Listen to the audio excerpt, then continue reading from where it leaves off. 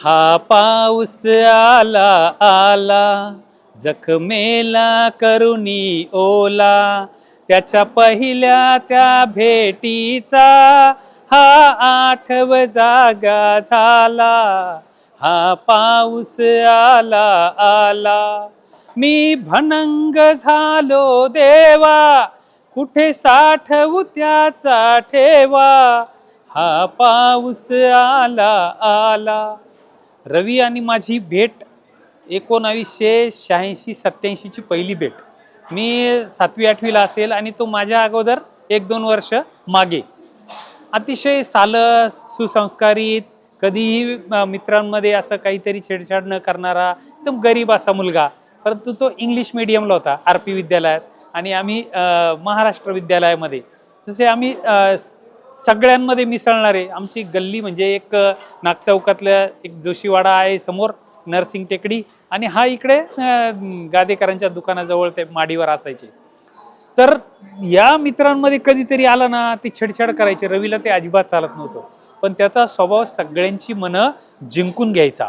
खरं तर आज त्याच्या या सेवा निवृत्तीनिमित्त मला असं सांगावं वाटतं की ही पहिली इनिंग संपली, पण कदाचित त्याच्या मनामध्ये आधी नियतीच्या काळामध्ये काहीतरी वेगळंच दडलेलं आहे, म्हणून त्याने स्वेच्छानिवृत्ती घेऊन टाकली.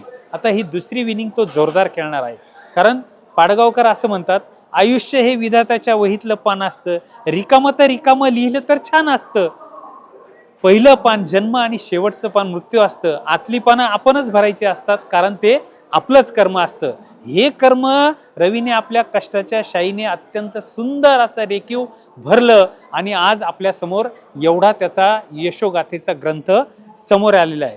या सगळ्यांचं श्रेय, सर्वजण बरंच काही बोलले आहे, पण या सगळ्यांचं श्रेय जातं ते आमच्या मावशी सुशीला मावशी आणि काकांना.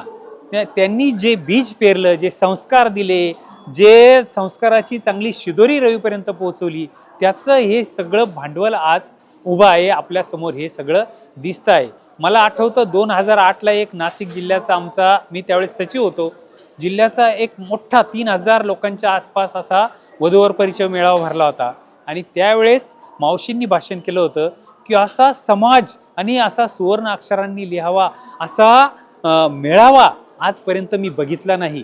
इतकं सुंदर त्यांनी वर्णन केलं होतं आणि त्यांचं कर्तृत्व एवढं महान होतं की ते बीज रूपाने रवीमध्ये उतरलं. त्यांची आठवण आज झाल्याशिवाय राहणार नाही. मावशींचा समोर फोटो दिसतोय, काकांचा फोटो दिसतोय. त्यांच्यासाठी मला 2 शब्द बोललं नाही तर माझ्या मनाला रुखरुख लागून राहील. त्या मावशींसाठी, रवींच्या आईसाठी 2 शब्द. नाही पायात वाहना काटा चुनू चुनू लागे, नाही पायात वाहना काटा चुनू चुनू लागे, असे कितीक लागले त्याच्या जिनगीला कोसे, असे कितीक लागले त्यांच्या जिनगीला कोसे. माय तू ह्या पुढे फिके समदे देऊळ राऊळ, माय तू ह्या पुढे फिके समदे देऊळ राऊळ, तिच्या पायाच्या चिऱ्यात माझं अजिंठा वेरूळ, तिच्या पायाच्या चिऱ्यात माझं अजिंठा वेरूळ. त्या मावशींना, त्या महामायेला मी प्रणाम करतो, कारण रवी सारखा एक सूर्य, तेजस्वी, तपस्वी, तत्पर असा मुलगा त्यांनी समाजाला दिला, देशाला दिला.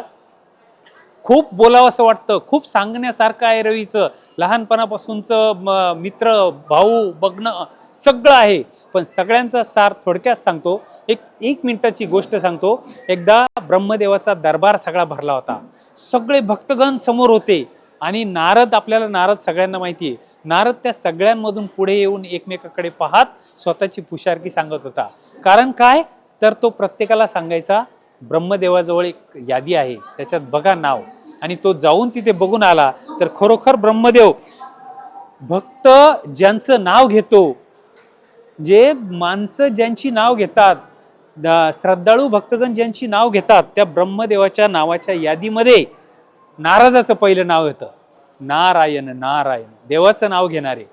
आणि मग नारायणाने बघून सगळ्यांमध्ये सांगत सुटला, बघा देवाच्या यादीत माझं पहिलं नाव आहे, बघा देवाच्या यादीत माझं पहिलं नाव आहे, मी किती मोठा आहे. देव भक्तगण परमेश्वराचं जे नाव घेतात, नामस्मरण करतात, त्या यादीमध्ये मी पहिला आहे, श्रेष्ठ आहे, हे सगळं सांगत सुटल्यानंतर एक छोटी डायरी तिथं होती आणि नारदाचं लक्ष त्या देवाच्या डायरीकडे गेलेलं होतं.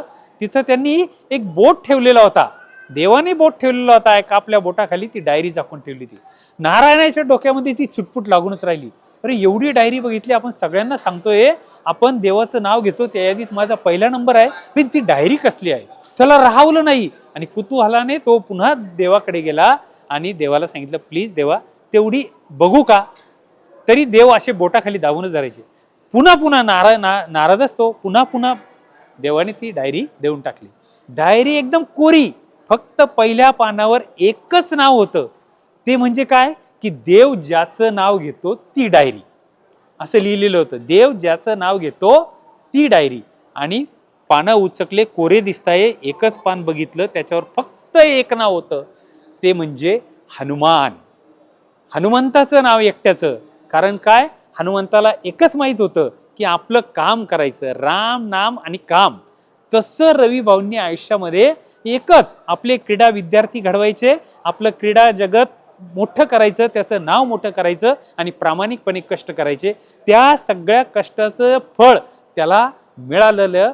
त्याला जिल्हा क्रीडा शिक्षण अधिकारी म्हणून त्याने पद भूषवलं, अनेक पुरस्कार मिळाले.